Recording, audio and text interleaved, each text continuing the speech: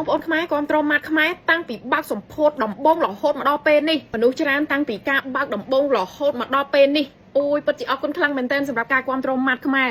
ម៉ាត់កូនខ្មែរបើកបានជោគជ័យឲ្យបងប្អូនទាំងអស់គ្នាអ្វីដែលជាភាពជោគជ័យផាន់ម៉ាត់មួយនេះហ่าបងប្អូនចាលើសពីការរំពឹងទុកភ្ញៀវចូលមិនថាពេលណាគឺភ្ញៀវពេញតែម្ដងហើយអ្វីដែលសំខាន់ហ្នឹងគឺថាចារណាមានភាពរំភើបរីករាយខ្លាំងមែនទែនហើយក៏សូមអរគុណដល់បងប្អូនពុកម៉ែទាំងអស់គ្នាដែលគាត់គ្រប់គ្រងម៉ាត់កូនខ្មែររបស់យើងហើយអ្វីដែលសំខាន់ហ្នឹងណាពីមុនបងប្អូនទាំងអស់គ្នាចាឲ្យតំណែងទៅមានទេឥឡូវនេះគឺមានច្រើនខ្លាំងមែនទែនហើយមួយវិញទៀតណាបងប្អូនដាក់អស់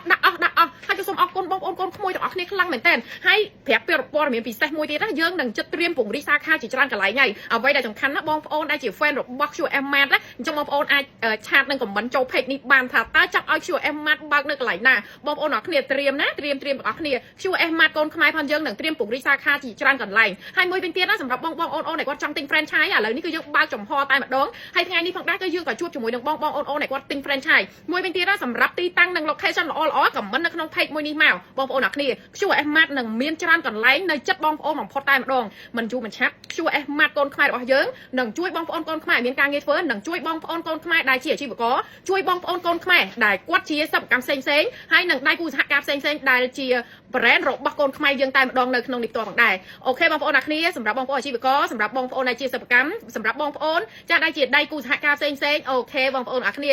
រីករាយសហការជាមួយនឹងម៉ាត់កូនខ្មែររបស់យើង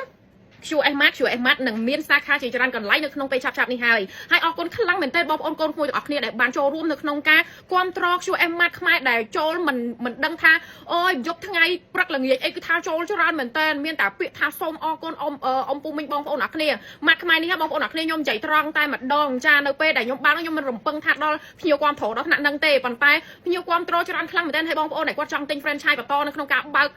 ច្រើនកន្លែងហ្នឹងក៏មានច្រើនហើយក៏សូមអរគុណមែនទែនចាហើយឥឡូវនេះគឺយើងចាប់ផ្ដើមប្រតិបត្តិការឲ្យបងប្អូនអ្វីដែលសំខាន់បងប្អូនចង់ឲ្យ QM Mart ខ្មែរបើកនៅកន្លែងណាបងប្អូនអាច comment មកចូលនៅក្នុងនេះបានហើយមួយវិញទៀតណាបងប្អូនអ្នកគ្នាគាំទ្រ Mart ខ្មែរ QM Mart ខ្មែរបងប្អូនដូចជាគាំទ្រនឹងជួយបងប្អូនអាជីវករនិងម្ចាស់សិប្បកម្មផ្សេងក៏ដូចជាបងប្អូនកូនក្មួយផងយើងមានការងារធ្វើផ្ទាល់ផងដែរអរគុណបងប្អូនអ្នកគ្នាជួយជាមួយ Mart ខ្មែរ QM Mart នៅថ្ងៃខាងមុខនឹងមានបន្តបន្ទាប់អូខេអរគុណច្រើន